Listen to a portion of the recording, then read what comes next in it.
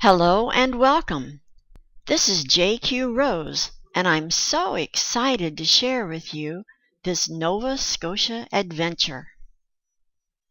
My husband Ted and I took a trip around the Nova Scotia and Prince Edward Island.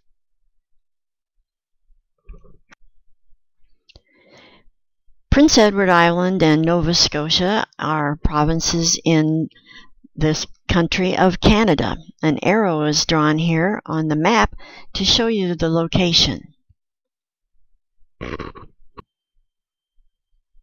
I thought we'd won the lottery when we went to the rental car company, and they gave us this cool 2015 Jeep Compass to use for our tour of this great country.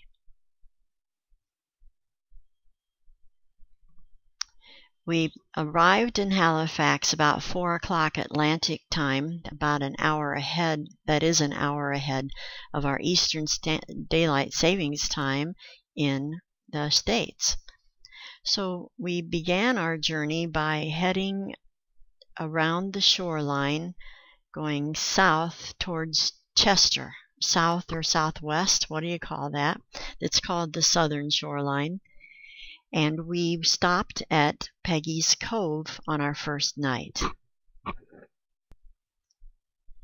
I have to admit, before we actually got on the road, we discovered a bulk barn and went crazy buying all kinds of snacks for the trip. This lighthouse is a landmark in Nova Scotia, and so many tourists visit it. And I see why now. Look at these amazing rock formations. The landscape is fantastic. All these boulders and rocks against the beautiful water and sky. I had never seen such a sight. Here's the village of Peggy's Cove, and it's on a rocky hillsides. Not too many businesses, some tourist things, of course. Not a real huge place. Here's the harbor. Look at the colorful buildings. And look at these old-fashioned lobster traps, the wooden slatted lobster traps, and the those beautiful buoys, so colorful. Fishing, of course, is the industry in this area, and they take care by going to the Peggy's Cove St. John's Anglican Church. It's a heritage building, and it was built about 1885. Later we noticed there are a lot of churches built in this style around Nova Scotia. After spending the night at Peggy's Cove, we headed out to LaHave, which is near there, and we had heard from locals about the delicious LaHave Bakery. And boy, were they right. They have all kinds of sweet goodies there. It's in this old building that used to hold the outfitting company for all the fishermen there in the mid-1800s when it was a bustling area. So we loaded up on the homemade bread for the trip. Look at these delightful muffins, scones, sweet treats, cookies. Delicious. I wanted one of everything.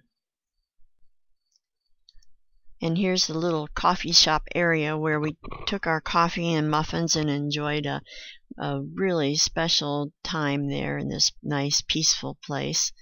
Look at this neat cabinet. I don't know what this big desk-like cabinet is from. But it's an amazing piece of furniture. And this little guy was sitting in the corner watching us as we enjoyed our treats. Then we went on to historic Lunenberg. The red barn there, looking like a red barn, it was actually housing a restaurant where we ate lunch. It was our first taste of Nova Scotia fish. And boy, we enjoyed it. Then we headed on down the road, and these gorgeous seascapes were all by us because we followed the shoreline all the way around, in and out, and just amazing sights. I especially enjoyed their directional signs with the checkered pattern. Our signs in the United States are just plain yellow, I think, with a black outline. We stopped at Port Medway Park, and a small lighthouse was there. This boat was docked at the park, and I had to take a picture of it just because the sign says on it the name of the boat is Get 'em Tomorrow. And the rhododendrons, oh my goodness, but they were gorgeous this time of year. Huge things. This is taken at an old cemetery. And here's the sunset of Nova Scotia. This is only part 1. I have lots of other beautiful pictures to share with you, so I hope you be back to see part 2. Thanks so much for stopping in.